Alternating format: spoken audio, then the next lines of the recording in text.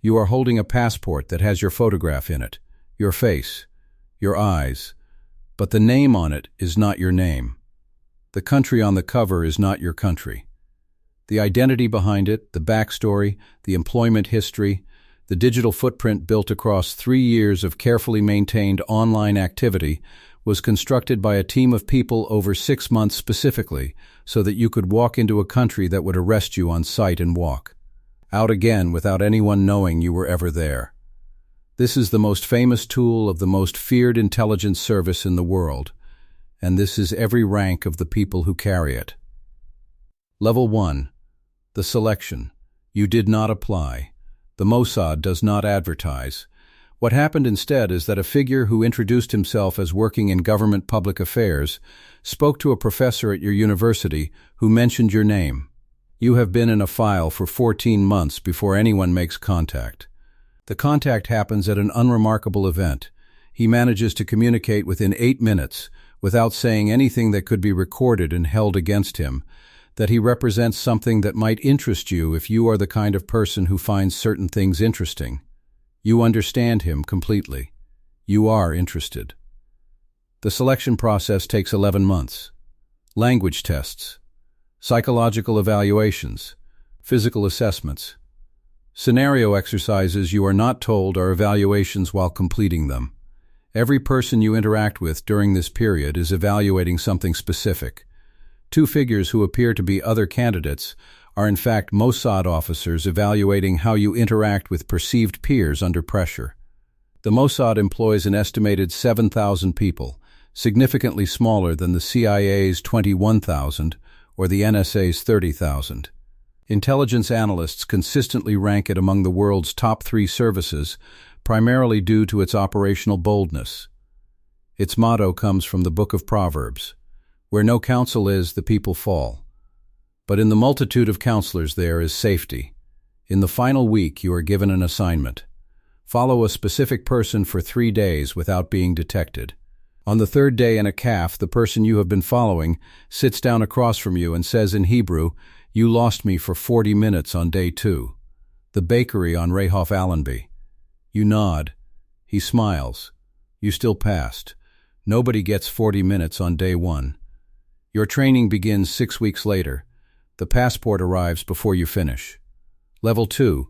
Katsa. Your cover identity is a German technology consultant. You have papers, a complete history, business cards, a LinkedIn profile active for 3 years with 17 connections who do not know they are connected to an intelligence officer.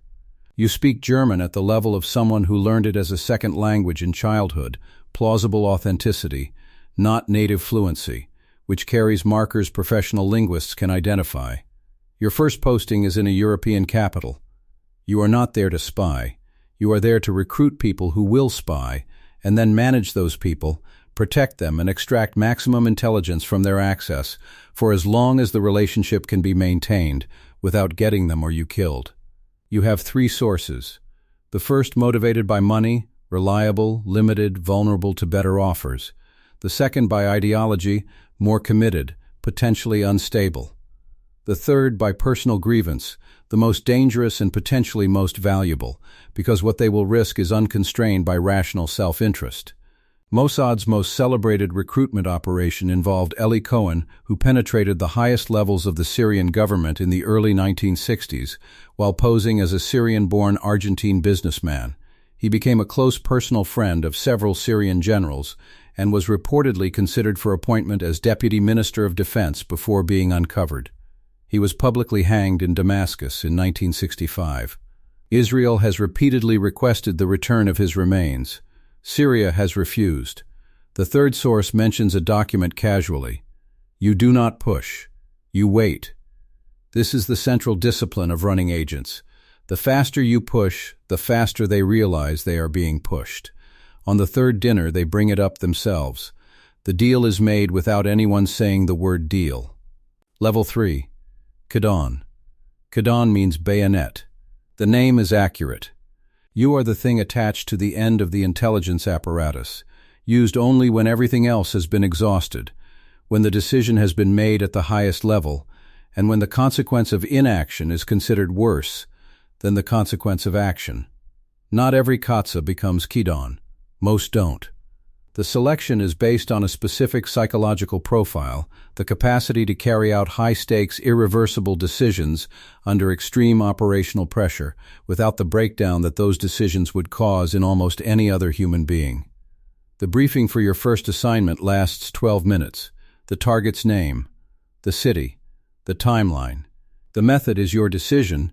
The instruction specifies only the outcome and the constraint that it must be unattributable to the State of Israel.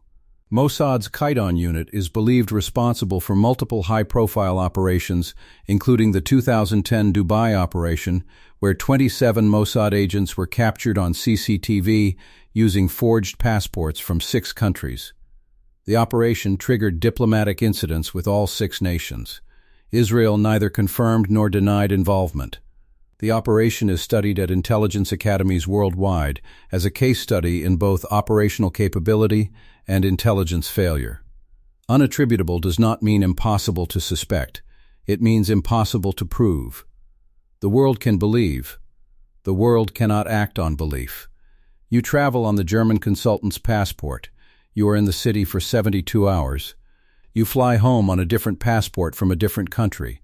Somewhere in a file that requires 3 clearances to open there is a record of what happened. Everywhere else, including in you, it does not exist. Level 4, Senior Operations.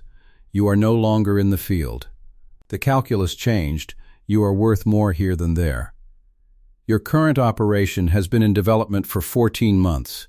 It involves 7 countries, 11 assets, 4 cover identities, and a communication chain of such complexity that you keep a physical color-coded map of it locked in a safe only you can open.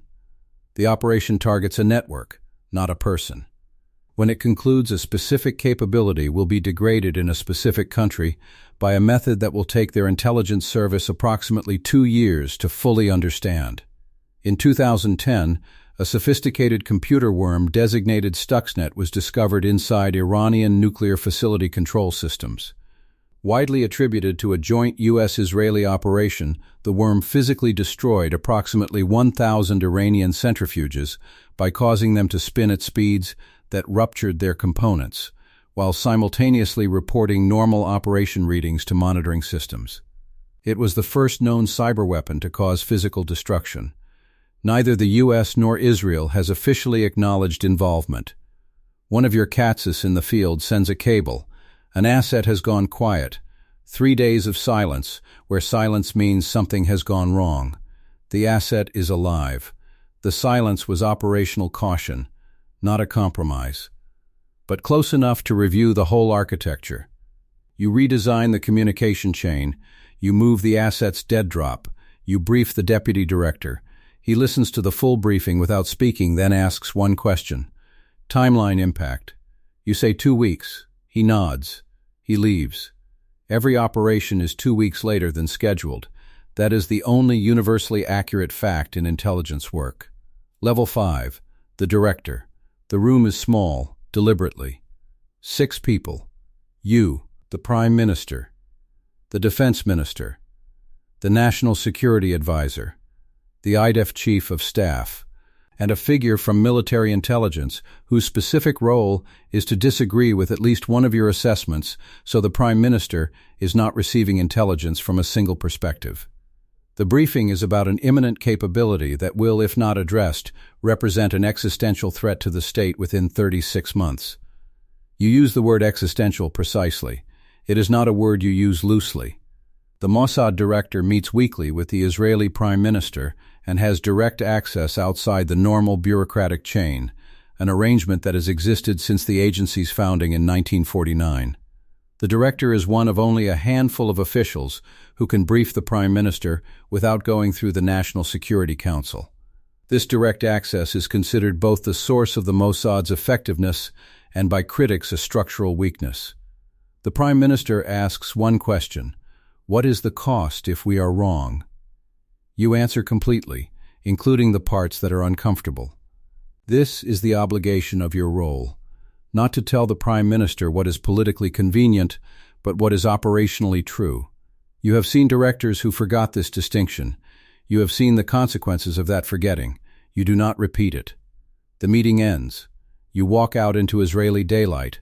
The city is ordinary and loud and alive in the way that a city is alive when its people do not know how many people have made how many decisions in small rooms to keep it that way. You have been in those rooms for 31 years. No Mossad operation has ever been officially confirmed by the State of Israel. The Mossad has never held a press conference. Its director's name is not always public. Its budget is classified. Its staffing is classified. The only things you know about it are what it has chosen to let you know, or what it failed in specific instances to prevent you from finding out. There are operations running right now, in cities you have been to, involving people you have stood near on a train or sat across from in an airport. The most effective intelligence work is the work that leaves the world changed and leaves no fingerprint to explain how it changed. And officially, all of it never happened. Subscribe. The next file doesn't officially exist either.